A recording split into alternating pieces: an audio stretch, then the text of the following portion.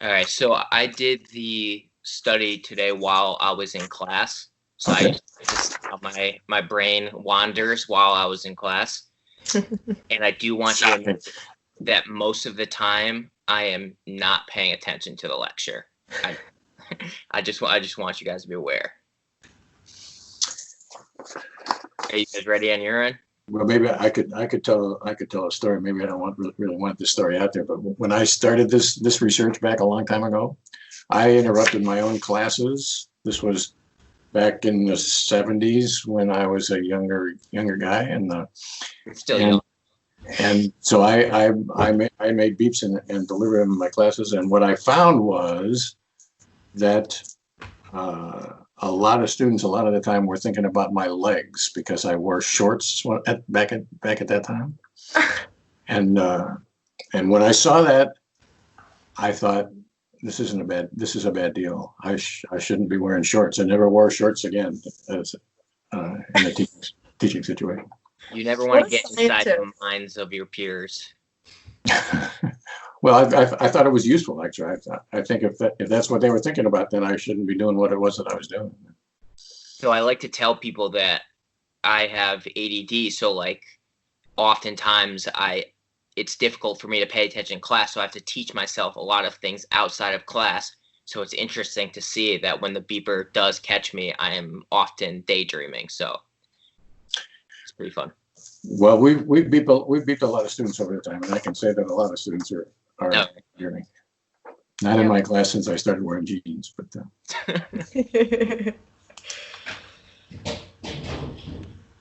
anything else we should be talking about before? No, I think we hit everything.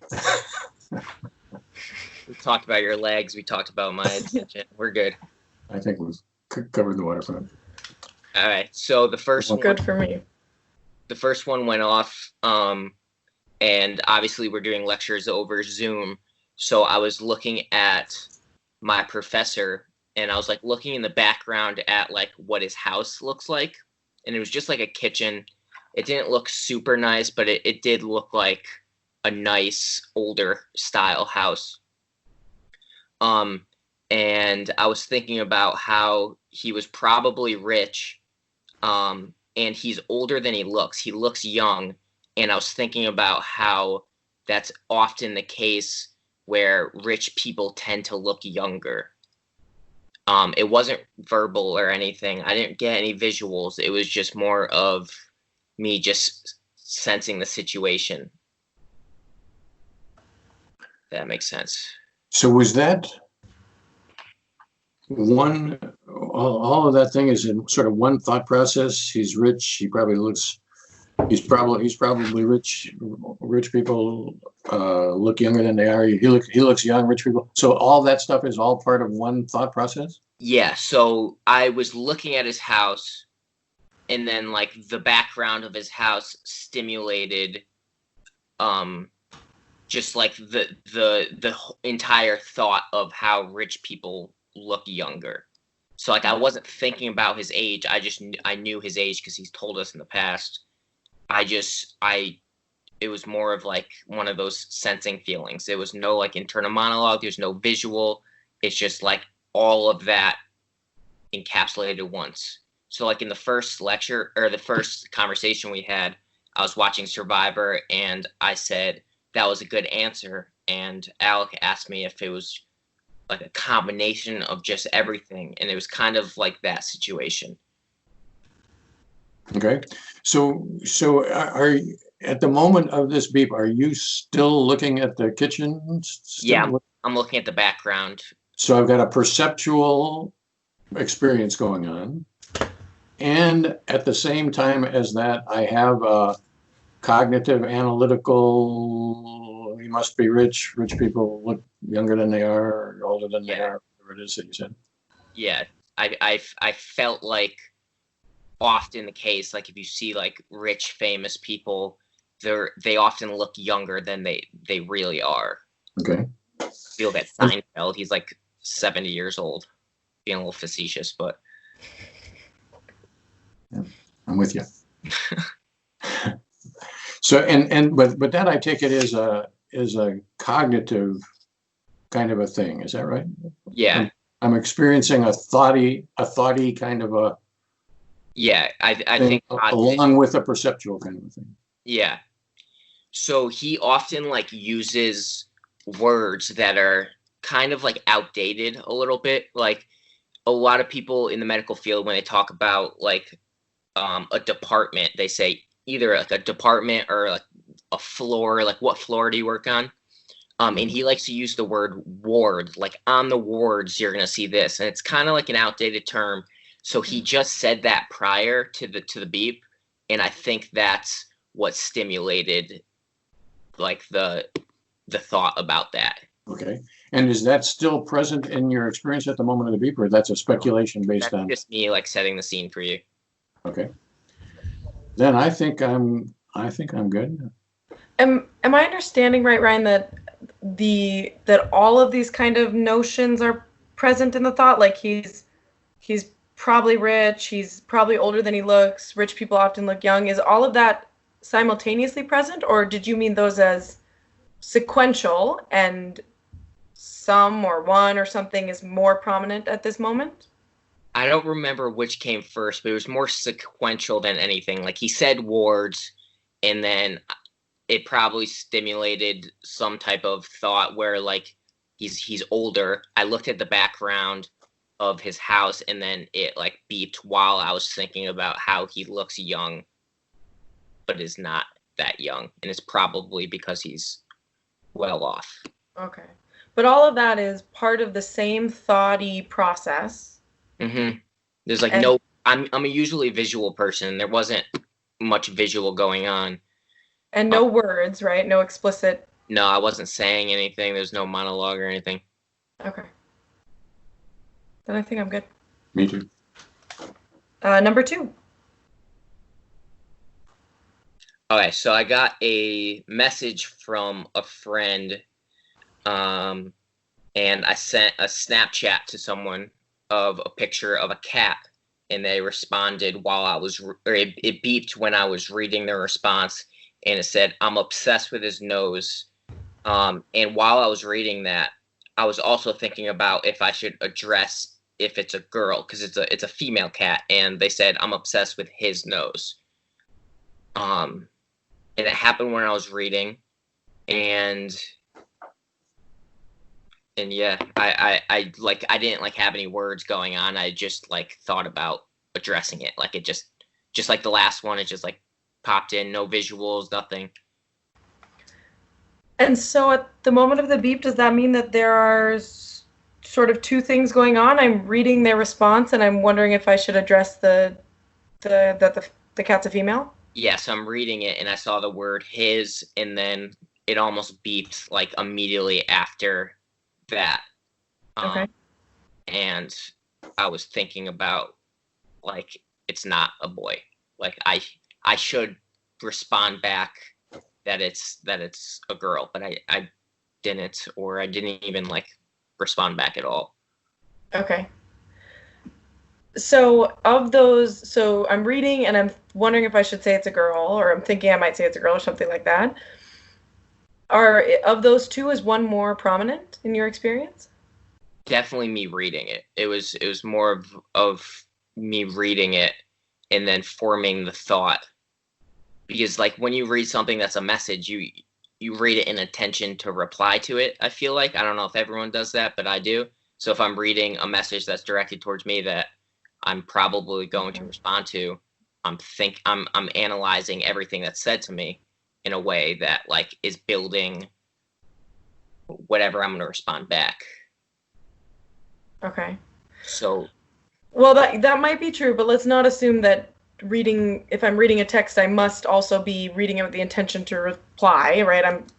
I think I know we've seen people who read mindlessly, or they're sort of reading, but it's not even getting in. But I am interested in if that's, if at this moment you're reading with attention, then I would like to understand how that is present to you. Okay. It's a message from someone that I enjoy talking to, so I wanted to respond, just to like keep the conversation going back and forth. And I think that's what I'm saying, where I was reading it with intention to like try to figure out what to say back.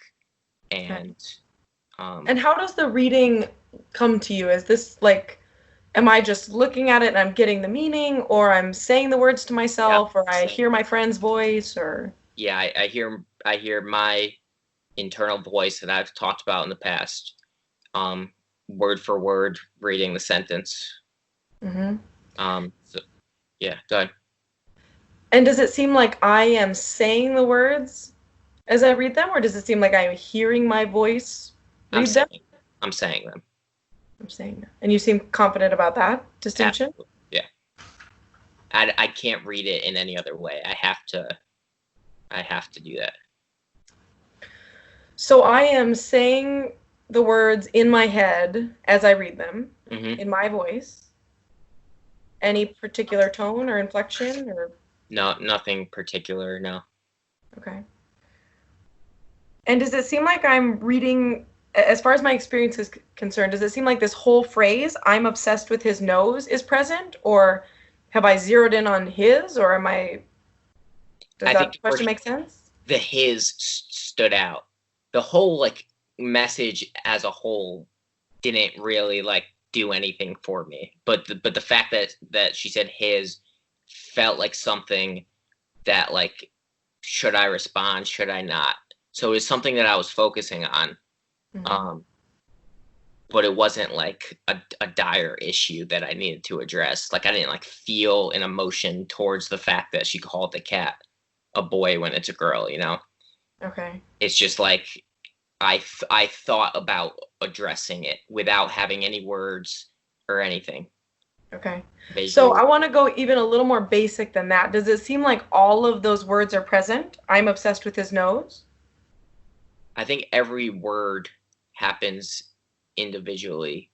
Are you asking like what is standing out to me? Not necessarily standing out.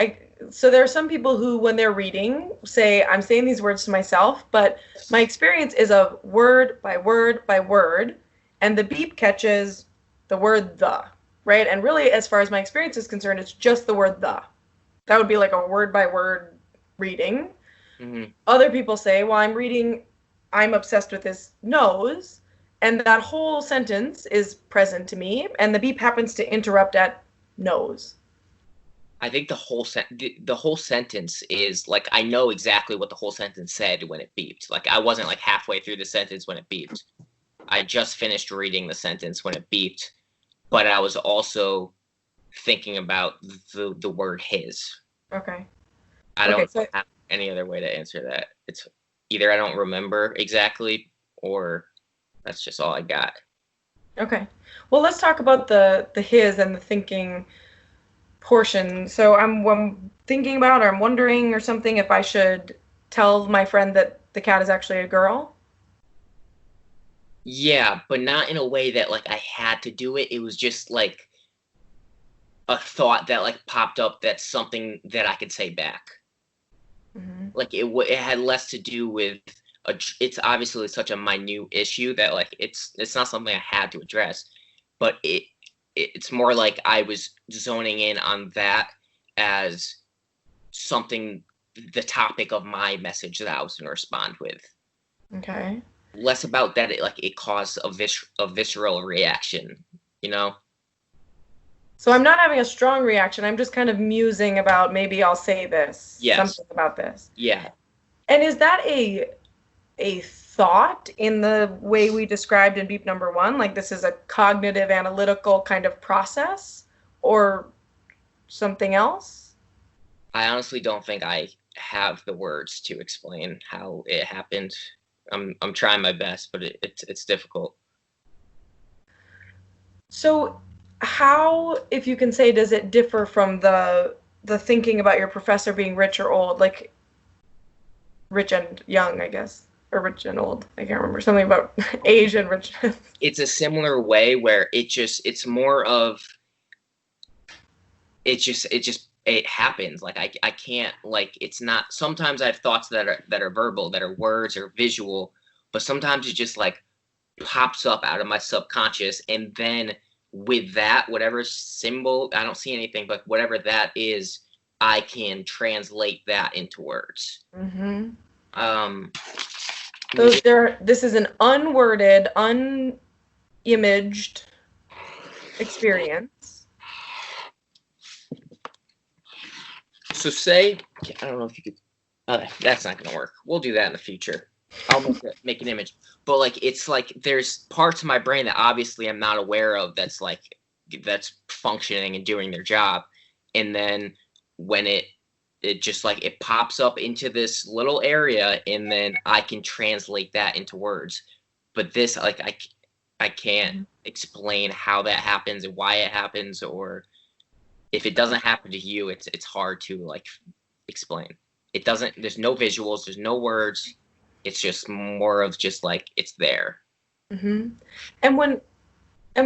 so one way I can understand what you're saying is, like, Alec, I've got this idea about what I might text, and there's no words and there's no pictures, and I'm not even really driving it. Like, it just kind of popped up. Like, it's not like I'm deep in thought here. I just had this idea just appear. Is that what you're trying to convey? Yeah. So say if like I have like someone, if I'm in a conversation and I have like a witty joke, like someone says something, it will just like pop up, and without translating it into words in my brain, I'll just say it out loud. So it sounds like it's happening so fast, like I'm thinking quickly, but like I'm just skipping the step where the thought comes in and I have to translate it into words and then say it out loud. So it's just like there's nothing in like the physical world that I could explain this, how this happens. So if I parallel what you just said about speaking into this experience, would that mean that this is something like there's not like an elaborated process? It's not like I'm like, well, what should I reply? Maybe I should say that the cat's a female. Maybe that's minor. Like, that sounds more like a thought process. It's not a process at all. Right, whereas this is just this idea appears and it's... And if I address it, I address it. If not, then it's on to the next one. And it happens throughout the day. And sometimes I address that thought, and then sometimes I just let it drift. But a lot of times I have mostly physical or visual or verbal or a combination of both. And then there's this category, because I've been thinking about this a lot, and I'm trying to like categorize them, which obviously I shouldn't be doing, but I can't help it. And this, it just, I can't explain it. There's no words. So I've got a couple of things to say. One of is about categories. We're not objecting to categories. What we object to, I guess, is premature categorizations. So when we're pretty sure that we know what we're going to be talking about, we can say, well, this is a category and this one is like that and whatever. So I don't want us to be reluctant to categorize. What I want us to do is to not jump to conclusions and make a category before we're pretty sure what's in it. And the other thing is, back a few minutes ago, you said something like, whenever I read, I have to put it into my own voice. That's the only way that I can read, or something like that. Yeah. And that might be true, but that's one of those things which I would caution us as being a self-theory, and to bracket that away. And so I'm not at all, bracketing doesn't mean that I don't believe that it's true. It means I would like us to set that theory aside, and then if every time that you're reading, you're in your own voice, then at the end of the day, we'll be able to say, well, we have some evidence that this is really true. Every time I read, I'm speaking in my own voice. Yeah. But let's not start with the theory. Let's try to suspend the theory and get there later on. When I say like a theory, I mean, it's definitely something that like I think about. It's like a self-experiment where like I think about that situation, that type of thought, whether it's visual, whatever I was just saying, and then I note it every time it happens. So it's definitely happening, and it's definitely like a thing that I could categorize. It's just my issue is that I can't explain it. So the problem with that, I guess, to the extent that there is a problem, is that it sounds like that's what I would call armchair introspection. It's like I'm gonna watch what happens to me and see what I can make of that. But the problem with armchair introspection, and I'm a critic of armchair introspection, is that it puts you into a special state. Well, I'm going to watch and see what happens. And then what I see is what happens when I'm in this special state of watching to see what it is that's happened. Mm-hmm. And the beeper really one of the aim of the beeper is to try to short circuit them.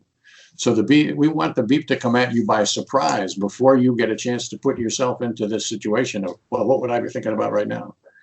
We want that to happen sort of automatically.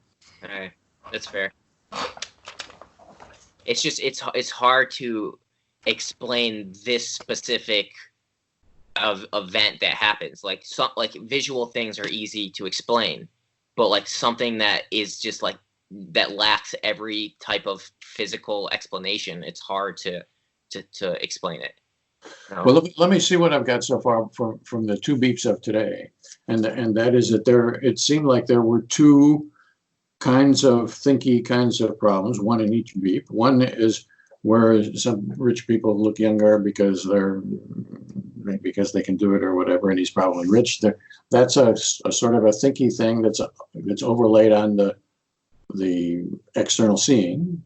And then in the second beep, there was a sort of a thinky thing that popped in about, well, I could say she's a girl or whatever. Maybe I shouldn't say that, but that's a little thoughty thing that goes along with reading the text. And and those two thoughty things are more or less similar. They're not exactly the same. One's more involved than the other, but they seem to be in the same realm or in a similar realm of a cognitive thing as opposed to a wordy thing or a picturey thing or something. Yeah. It's just, it's frustrating trying to like explain like that specific thing that's happening compared to the other stuff, you know? I'm totally with you in that regard. Okay. And what I would like us to do is to stay frustrated just a little bit longer. Mm-hmm. And when we get to the place where you are saying pretty consistently, look, this is like that thought that I had about the cat, and it's like the thought I had about the whatever. When you're confidently speaking like that, then we'll give a name to that category or whatever. And, all right. So the object is to well, the bracketing of presuppositions, or the art of this exercise is to keep the frustration alive until it's no longer necessary. All right, sounds good. Number 3. You done with number 2, Alec? Yeah, I'm good. Number 3.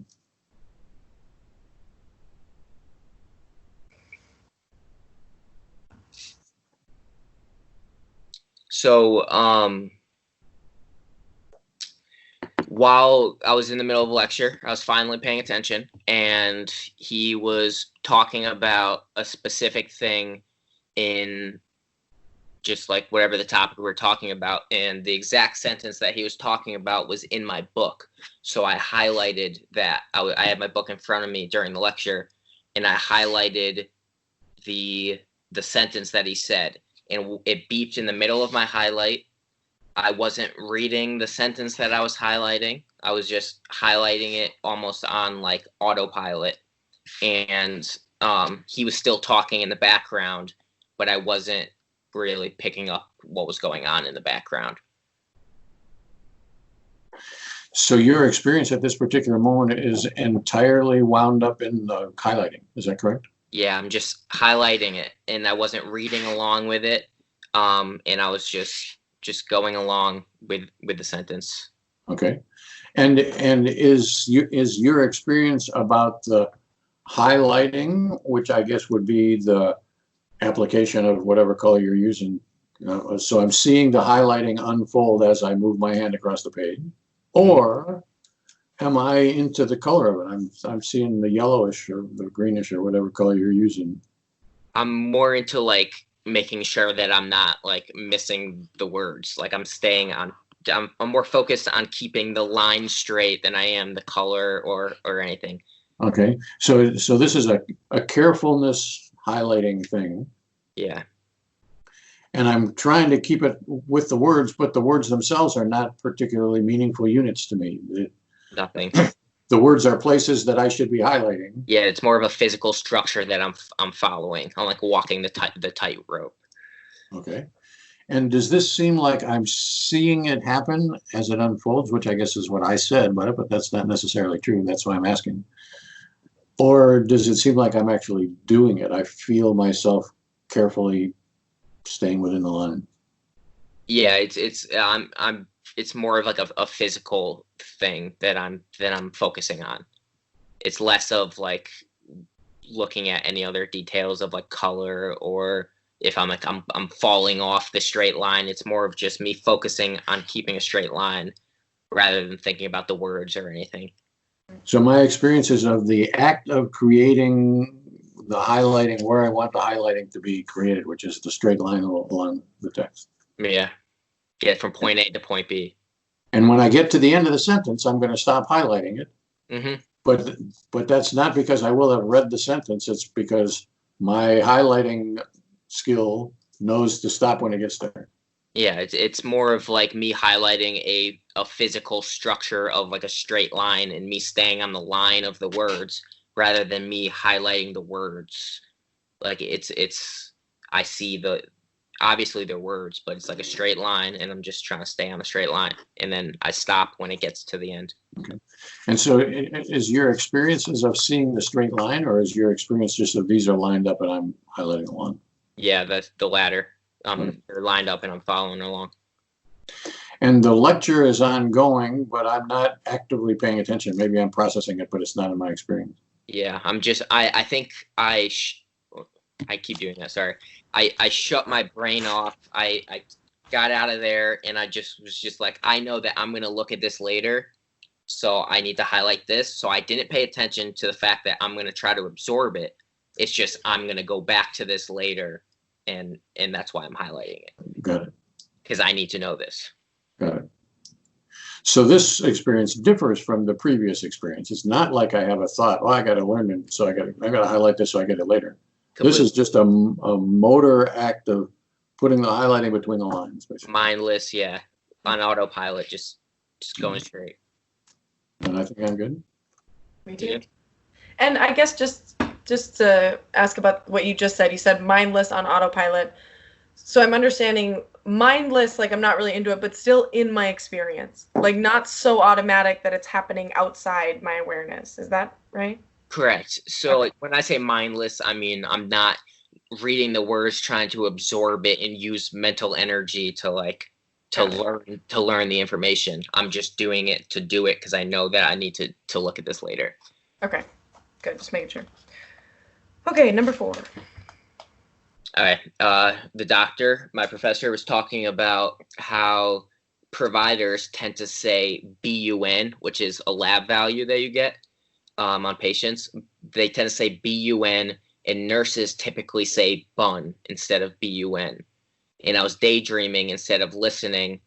And I was in a scenario where I said BUN and it beeped when I was in the scenario. And I was saying, I mean BUN, sorry, I'm working on that verbally. And then there's vague visual stuff going on where like I was in like a hospital. Like I could see like a white coat, but it was barely there. So like I knew I was in a hospital when I was saying, I mean BUN, sorry, I'm working on that. So like I was feeling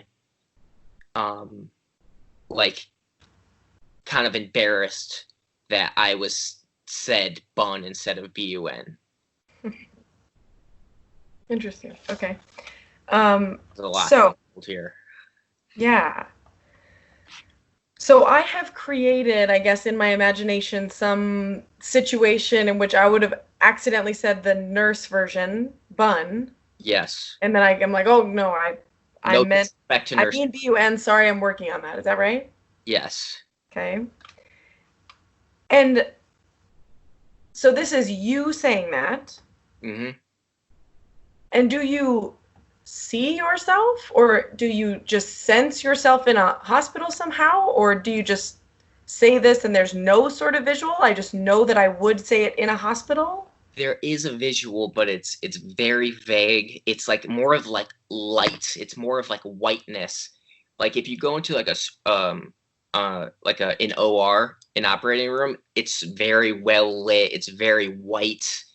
it was more of just like a whiteness than it was anything, and then because of that, I knew that it was a hospital, or like that's how I set the scene, was just that whiteness. That's all I needed. Okay. And that is not meant as like I don't see anything, so I'm calling it white as in blank. It's like Oh. I see vaguely whiteness, like a whitish Yeah. hospital-like white space. Yeah, I would be relying on my memory if I tried to describe it, which I don't want to do, but I do. But from what I wrote down, I did write down that it was vague, and I saw some sort of like white coat, and everything else was just like white around it. Okay. So like I can't really describe it any farther. Otherwise, it would be relying on memory, and I don't think it would be inaccurate. Okay. And do you see yourself? No. And is that because this thing just isn't very detailed, so I don't see myself, but I know I'm there, or I am there in the thing, so I don't see myself because I'm in it? Does that make sense? Looking at it through my own eyes. So Right. I don't think that my voice is necessarily connected to myself in the situation where I'm standing there actually like talking to someone.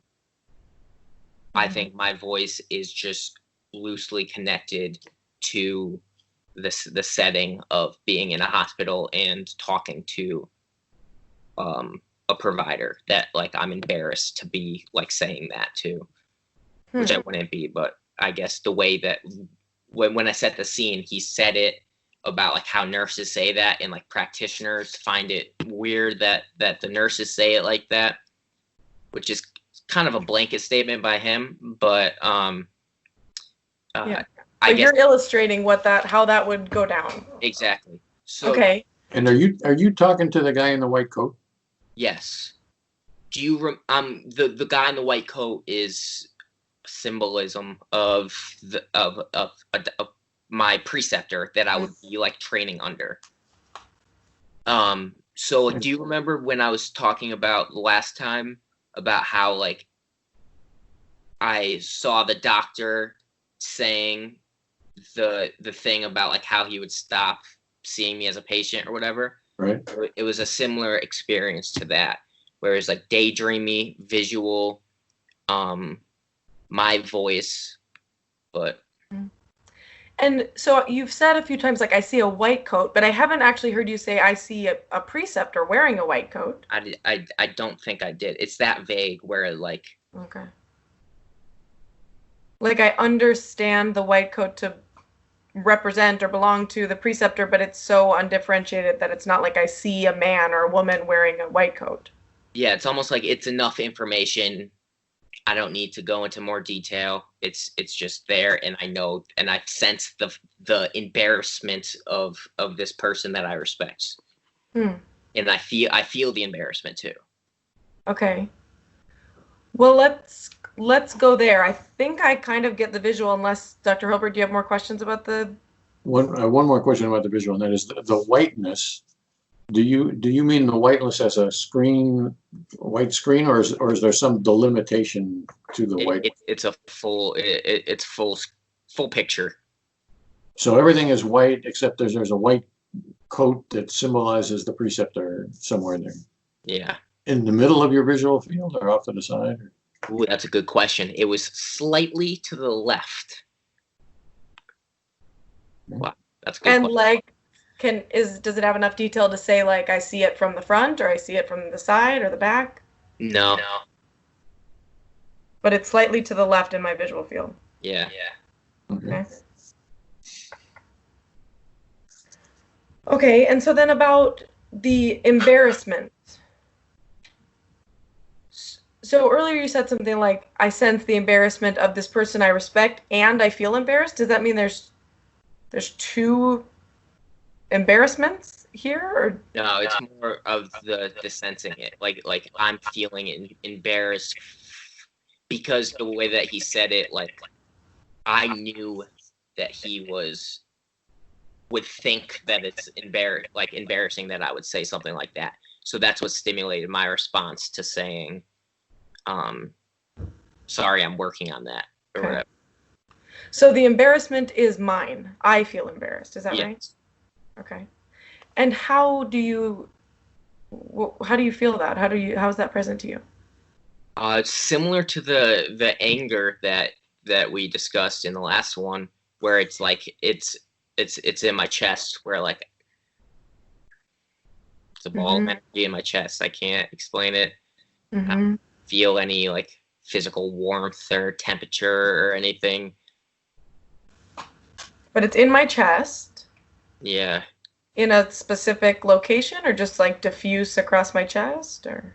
I can't answer that question. I can't explain. Okay.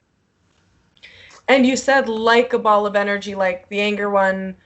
Did you really mean like this one's a ball of energy too, or you just mean like that one was chesty, this one's chesty? It's hard to say. There are definitely differences. I don't know if I could verbalize the difference. But they were two different feelings. Okay. So there's a physical sensation in my chest. And I experience it as that's embarrassment. I'm embarrassed. Yeah. Okay. And then I'm not sure I quite heard that the same way. So I understand that you feel embarrassed, and you feel something in my chest, but the something in my chest might not be the whole deal about embarrassment. I might feel embarrassment and have one aspect of it be in my chest. Or does it the whole thing seem to be in my chest? Or that question is too hard to answer. I just don't think I remember. Okay. I don't think I can answer that from memory. Okay. I'll try to focus on that next time it happens, but. And then this may be the question that Alec was about to ask, but is the feeling in your chest that is now embarrassment the same as the feeling in the chest that was before anger? Even though now I know this is embarrassment and then I knew that it was anger, but the chesty feeling is the same? No, it's a different feeling. Okay. It's completely different. Like same there, same region. Entities. Is there any research on people that feel emotions and like, you know how like when you get embarrassed your face gets flushed, and like is there any like actual physical evidence that to describe what I'm feeling? Because I don't know how to explain it. We think the answer to that is not much, because in order to do that, you need to do the kind of study that we're doing right now. And there are very few studies like that. There are a lot of studies of the physiology of emotion, and there are a lot of studies of basically general senses of emotion, so the subjective, well, I feel embarrassed, and then we could ask a lot of studies try to ask what is the physiology that goes along with people who say that they're embarrassed, but the actual nitty-gritty of what that experience is like, we're trying to figure out right now. But those studies are rare or non-existent. Yeah, I don't think I could explain the physical sensation any farther. It'd have to happen again, and I'd have to like actually think about it at that moment. It happened too long ago for me to actually answer these questions. And that's why if you really are interested in the experience of anything actually, but of emotion, you have to do this kind of thing repeatedly. So that now Ryan presumably is, wow, I wonder what that feeling was like. I should pay attention to that. Yeah. And then next time you'll be better at it. And there's no short-circuiting that, no shortcutting that. Yeah, I just think that the bigger picture of this is like the daydream just encompassed verbal, visual, feeling. It was a very like inclusive experience where just like it was I was very in it, very taken away from paying attention to the lecture and like really just like experiencing this moment to like its fullest. Yeah. Okay. Then I just want to ask about the verbal portion. So I know the words and I get what you're saying. How do you experience them? It's in my word. It's normal pacing, just however inflection I would say it in real life. And do you experience yourself speaking them, or do you hear yourself say them, or both, or doesn't make sense? To differentiate this last time, and I kind of misinterpreted like the tape recording. So like I didn't initiate this. It was a daydream, so it was all just like coming out naturally. And I guess I was saying them, but like I didn't initiate it or try to say it. It just like my daydream took me there. And so you said, I guess I was saying it. Does that mean I experience myself as speaking the words, but I don't really know where they're coming from? They're just, it's not like I thought about it. They're just coming out. Is that? Yeah. Okay. So my experiences of speaking them, but I don't have the initiation thing. It's whatever. Yeah. So like sometimes I can initiate it. Sometimes it just happens. Okay. So I see this kind of situation.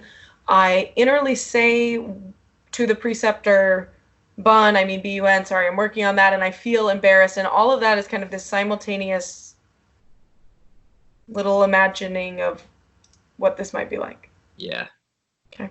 And the visual aspect is not very differentiated. Not very differentiated. It just kind of set the scene, and I knew where I was. And I don't know what came first, the chicken or the egg. I don't know if it was the visual first or if me feeling the emotion came first. Don't know, don't care. Yeah, right. Okay. You just care about the beat. That's right. Great. I'm good. Number 5? All right. I only got 5, by the way, so this is the last one. I was looking at an EKG, and my mind started to wander when I was looking at it about how I need to go to the grocery store. I was feeling hungry and saw a vague visual of the parking lot of the grocery store that I was going to go to. So I was looking at like a visual in my book of an EKG, and then it started to wander, and I thought about grocery shopping. So is the looking at the EKG then slightly before the beep and gone at the moment of the beep, or is it still there? It was before the beep, but it's present. It's present in my brain at that time that I'm looking at an EKG while simultaneously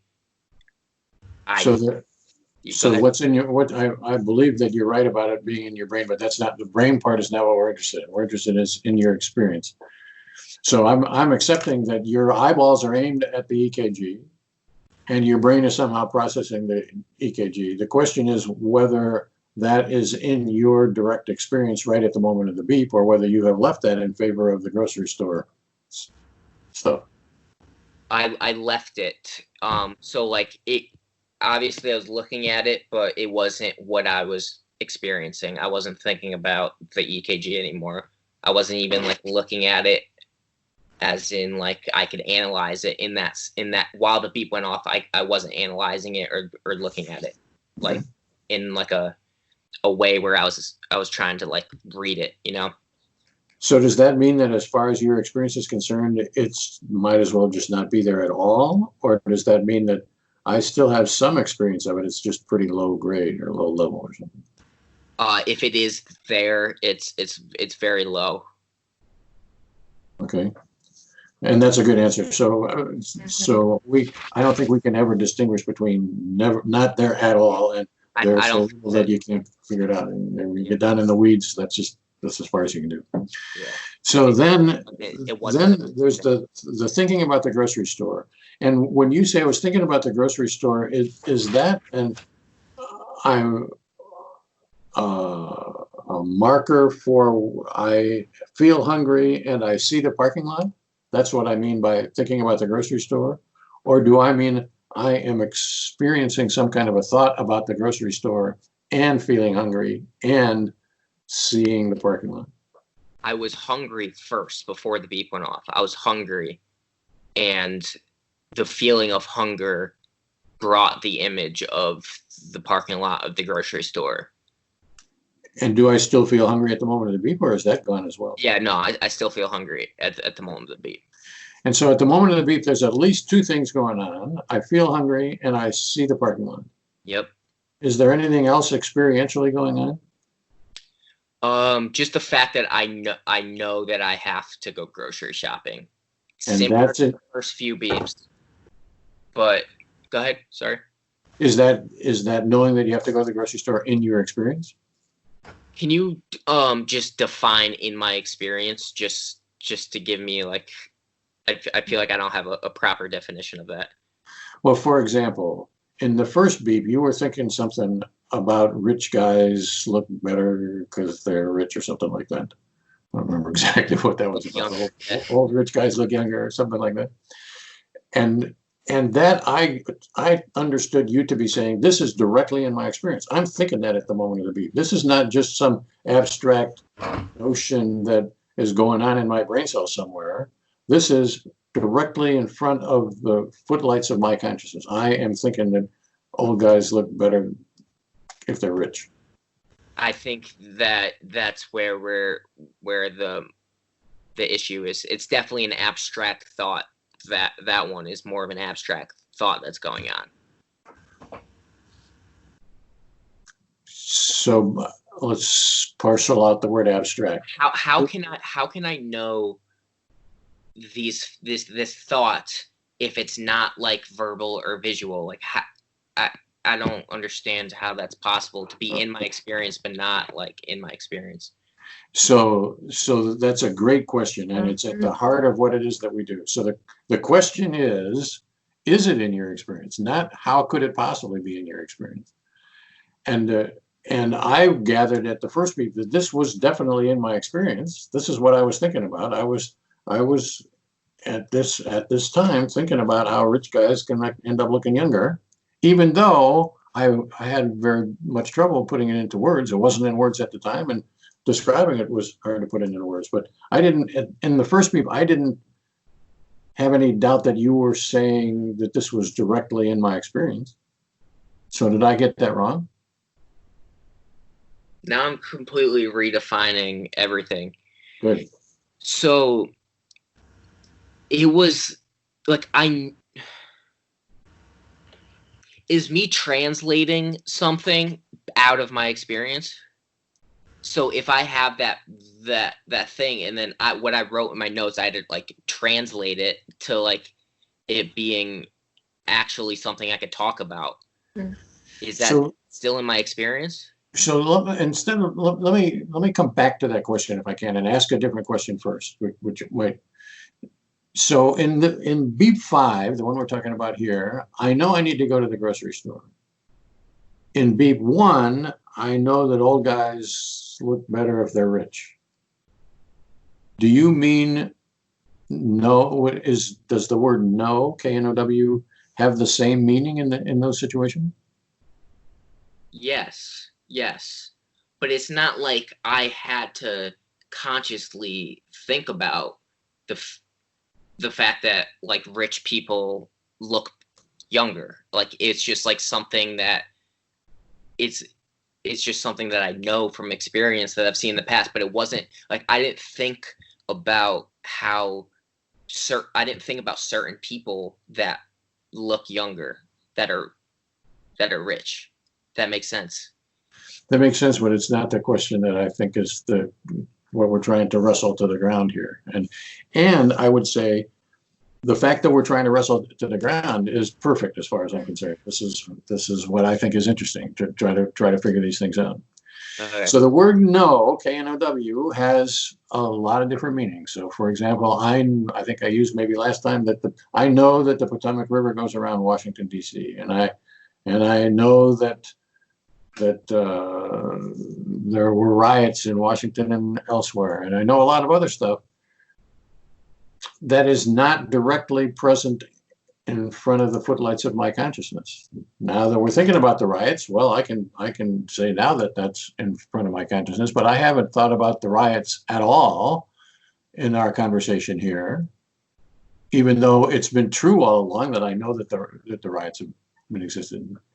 So the question of experience is not just of knowing, it's of knowing and having something be directly present to you. Yes, it was in the footlights of my consciousness at that moment of the beep that older people, when they're rich, they look younger. That whether it was visual, verbal, or whatever, that notion was present at that moment.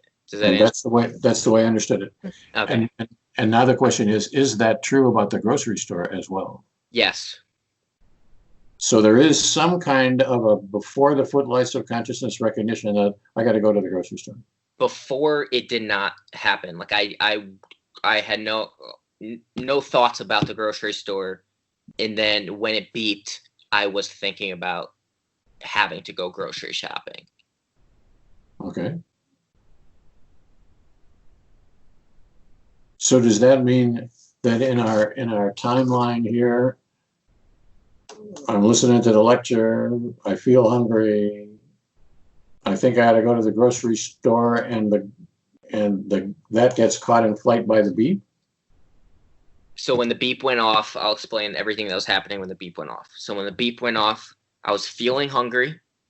I was looking at something, not in the footlights of my consciousness. Now that we got that out of the way. Okay. And I was also visualizing the parking lot of the grocery store. So it's not like the image disappeared. Like, obviously, my eyes still work, but like, I was not. I had no thoughts about the EKG in front of me. Got it. Okay.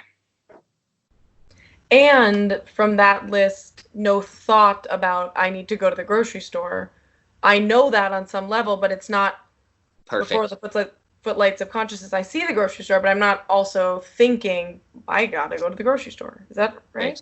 I think the visual in me being hungry was that. Got it. Got it. Then the visual, I see the grocery store. What do I? It's actually the parking lot. So it's a plaza of a bunch of different things, and it's an area of the parking lot that's not even directly in front of the grocery store. It's on the completely opposite end. But it's, for some reason, it's associated with my hunger and the grocery store without actually having to think about the grocery store or seeing it. So let me make sure I understand that. So Right. I am seeing a parking lot, which is in the shopping center where the groceries, in reality, is in the shopping center where the grocery store is, but is not contiguous to the grocery store. And yet, in my experience, I see the grocery store shopping parking lot. Yeah, in my experience, they're associated. So it's in front of a completely different place, somewhere that I go. But so I guess maybe that's why I was seeing that. It's because it's something that I've seen multiple times. So that's why the memory is so good. But it was completely on the other end of the grocery store. But I knew that it was associated with the grocery store. So in your direct experience, do you see this parking lot as associated with the grocery store, or do you see this as the grocery store parking lot, even though in reality it's not really the grocery store parking lot? It almost like neither. It's just something that is like I'm seeing what I saw in the beep. Like I could visualize it right now. It's I don't know how to explain. What was your question again? So when you said, if I'm recalling correctly, we can rewind the transcript and see, but if I recall correctly, at the outset you said, I see the grocery store parking lot. And now it turns out that what you're seeing in real life is not really the grocery store parking lot. It's down the street from the grocery store parking lot. Yeah, technically it's the same parking lot. It's just huge, and it's Okay. I wouldn't park in this area if I was going to the grocery store. I would park in this area if I was going to the store that's in that area. So the reason that we're having this conversation is it's part of the same thing that we've been worrying our way through quite a lot of time, and that is that experience is not directly related to reality. It's just not, and we got to keep reminding ourselves of that. So I can see this parking lot and I can experience it as the grocery store parking lot, even though in reality it's at the other end of the shopping center from the grocery store. That's what's happening here. Okay. It's an important deal to keep experience, especially for us, I guess, but maybe in real life too, that to keep the difference between experience and reality. They're not the same thing. Yeah. Okay, so I see the parking lot, and do I see it clearly? More vividly than the hospital that I was in. Like I almost like I could see cars in the parking lot. I wouldn't be able to tell you what color they are, like right now, based on the memory. I didn't like write down everything, Right. but I'm sure if you beefed me in the moment, I could probably pick out colors of cars to that like level of. So I see a well differentiated parking lot with cars and people, stores, or just cars. It was almost like a picture. There's no movement or anything. I didn't see any people, just a parking lot. Okay. And from what perspective? I could like draw you a picture of it if I wanted to. Like this area of the parking lot is where I would park to go to like a wine store to buy wine, and it was facing the other way, so the store would be to my back. Mm-hmm. So it's like I'm walking out of that store and like looking out into the parking lot. And from like the height and whatever of like of you or a person standing in the parking lot, it's not like not like an aerial view or something. Yeah, no, it would be something that I would see with my own eyes. Okay. And then there's the hunger. I feel hungry. Mm-hmm. What does that feel like? Just in my stomach, I feel like yeah, back to trying to describe feelings again. I'm sure it has to be similar to what you guys feel like when you're hungry. I can't imagine everyone feels this differently. Just my stomach felt empty. And I knew that if I ate something, that feeling would go away. That's all I got. It was in my stomach. It didn't hurt. It was, I don't know. So a stomachy sensation that I know is hunger. Yeah. All right. I think I'm good. Yeah, me too. And you're doing great. You know, we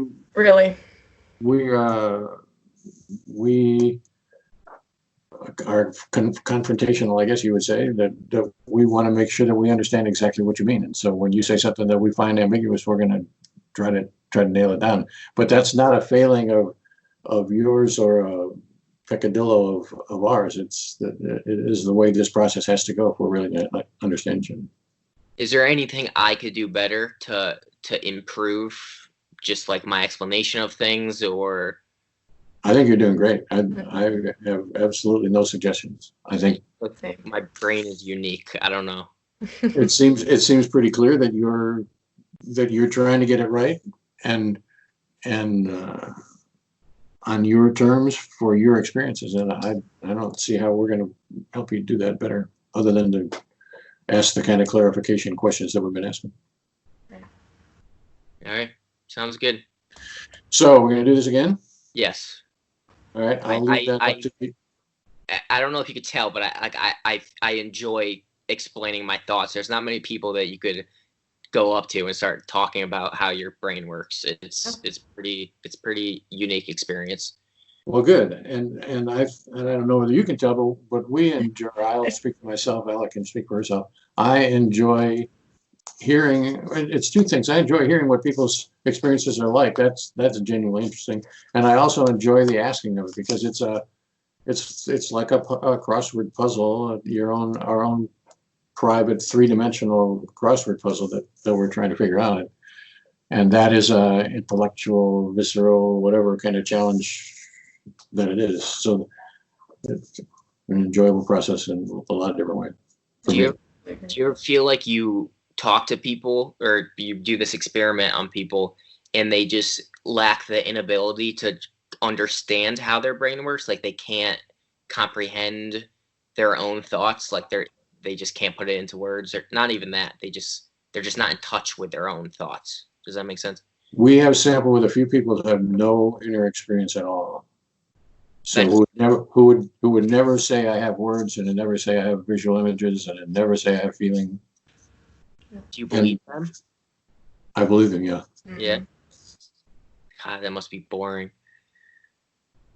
Well, they don't seem bored, and they seem like they're totally normal people, and they at least, they don't have the experience of the kind that we are capturing by DES, but there might be other or better or different ways to do it that would somehow tap into what goes on for them if there is something else. But by our standards, there are people who don't have experience, and they'll give you a lot of, well, I was doing the laundry, I was doing this, but I can't really say what's in my experience. Do you feel like that they live more like outside of their body than they do like internally? Well, there aren't very many of these people, so it's hard to generalize. But I can think of a few who were pretty high level people that you would be the doctor in your community kind of a guy, and you wouldn't tell from the outside. So it's not associated with intelligence based on your personal experience? I don't think so. All right, cool. All right, so you all are going to figure it out when we're going to do this again and let me know.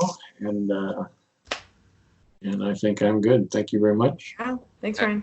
It'll be sometime next week. Sounds great. All right, have a good one. Bye, guys. Bye.